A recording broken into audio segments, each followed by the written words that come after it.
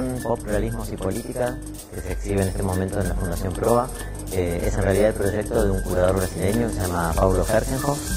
Él tuvo la idea de mostrar las relaciones que pudo haber entre el arte brasileño y argentino durante la década del 60,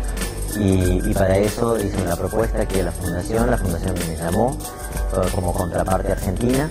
y bueno, desde hace un año estuvimos trabajando básicamente en la producción de esta exposición, que lo que intenta hacer es poner en relación el arte de estos dos países, un arte que en su momento, en la década del 60, no estuvo relacionado,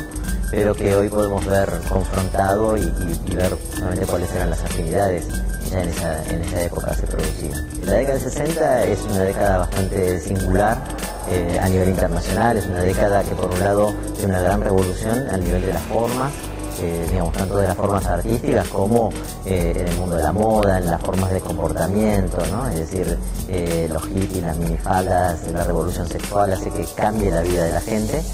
Pero al mismo tiempo todo esto se da en un contexto político muy complicado, muy complejo, que por un lado tiene, digamos, el asesinato de Kennedy, la guerra de Vietnam, la muerte de Che Guevara, en la Argentina el Cordobazo, por ejemplo, en el año 69, la dictadura de Onganía en el 66, es decir, son una serie de acontecimientos políticos que van marcando fuertemente la producción de los artistas en el momento mismo en que esta producción estaba cambiando de manera notoria. En América Latina y particularmente en Brasil y en Argentina, estos artistas van a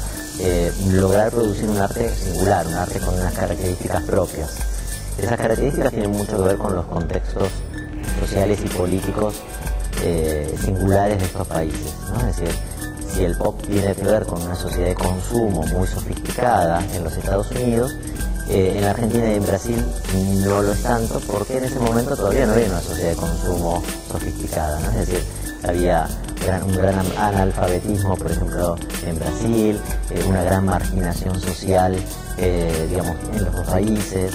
y entonces todos esos elementos comienzan a ingresar en las obras de los artistas. Y entonces, frente a un arte pop norteamericano que hace como una gran ensalzación de la sociedad de consumo, de las estrellas cinematográficas, de todo lo que produce la industria cultural, vemos en el arte argentino muchas veces una reflexión que apunta más a situaciones mucho más ligadas a su entorno, ¿no? Ligadas a ciertos entornos críticos y que se van filtrando en las obras. El público que llega a la Fundación Proa se va a encontrar con una exposición donde va a ir viendo, digamos, algo que es muy característico de la época, que es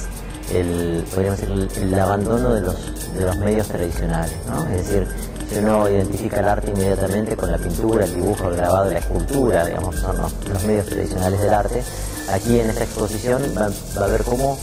eso empieza a conmoverse y cómo los artistas empiezan a experimentar con otro tipo de formas. Hay como una gran variedad de producciones artísticas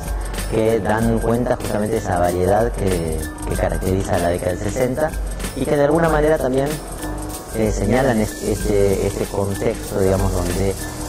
esa revolución de las formas de vida y esa revolución de las formas políticas y sociales también se puede ver en una cierta revolución de los formatos en los cuales los artistas trabajan. Y en el recorrido en realidad van a encontrar piezas que son claves en la historia del arte de los dos países